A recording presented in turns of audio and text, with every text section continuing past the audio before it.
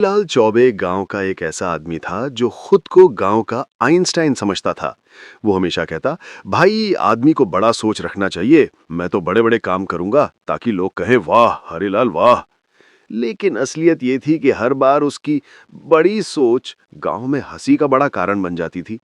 एक दिन उसने सोचा कि अब वो कुछ ऐसा करेगा जिससे सबको लगे कि वो बहुत बुद्धिमान है। उसने अखबार में एक खबर पढ़ा, शहर में नींबू नमक की दुकान से करोड़पति बना युवक।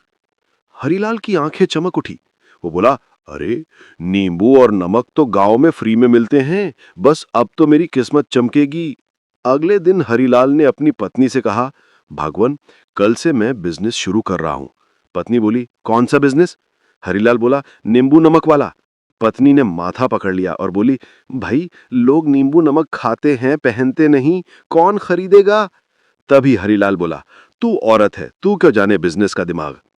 सुबह होते ही हरीलाल साइकिल पर नींबू नमक लाद कर गांव के चौराहे पर पहुंच गया और बोलने लगा, आ जाइए, हर बीमारी का इलाज नींबू नमक है हमारे पास। खट्टी चीजें पसंद हैं, लो नींबू। तेज बोलना चाहते हो, लो नमक। लोगों की भीड़ इकट्ठा हो गई। एक बूढ़ा बोला, भाई इसका दाम क्या है? हरीलाल बोला, सिर्फ 50 रुपए।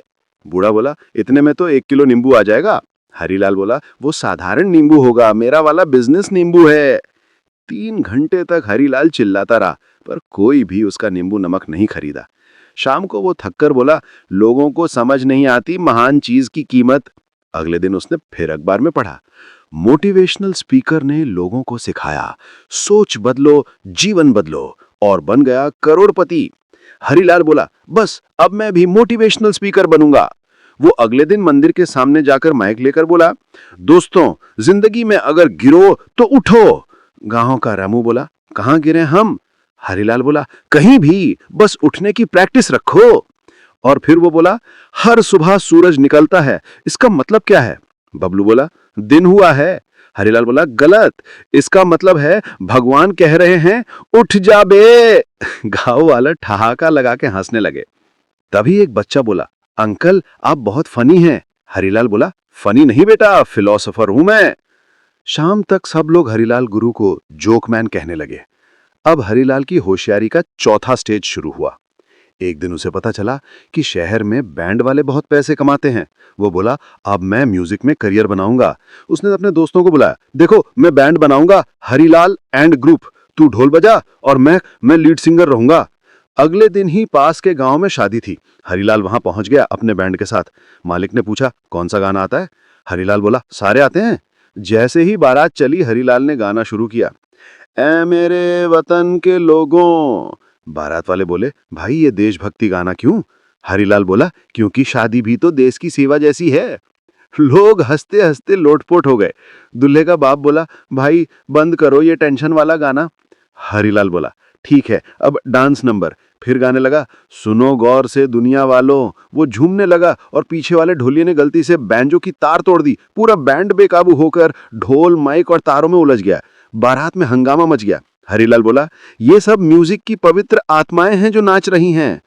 शादी खत्म होते होते मालिक ने कहा, भाई पैसे नहीं मिलेंगे, पर हंसी खूब दी तूने। अब हरीलाल बोला, अरे सब काम करके देख लिया, अब मैं यूट्यूबर बनूंगा। उसने कैमरा खरीदा, ट्राइपॉड बनाया बांस की लकड़ी पर टेप लगा के, और पहला वीडियो बनाया, कैसे अमीर बने बिना कुछ किए। वीडियो में बोला, दोस्तों अगर आप कुछ नहीं करते तो आप नुकसान भी नहीं करते, इसलिए कुछ मत करो, बस सोचो। गांव के बच्चे हंसते हंसते पागल हो गए। वीडियो वायरल हुआ, लेकिन कॉमेडी कैटेगरी में अब हरीलाल का नाम पड़ गया, होशियार हरीलाल, गांव का वायरल स्टार। एक दिन उसकी पत्नी ने पूछा, इतनी मेहनत क्यों करते हो बेवकूफी में? हरीलाल बोला, अरे भागवन, अगर मैं नाकाम नहीं होता तो लोग हंसते कैसे? कम से कम गांव में हंसी तो मेरी वजह से है।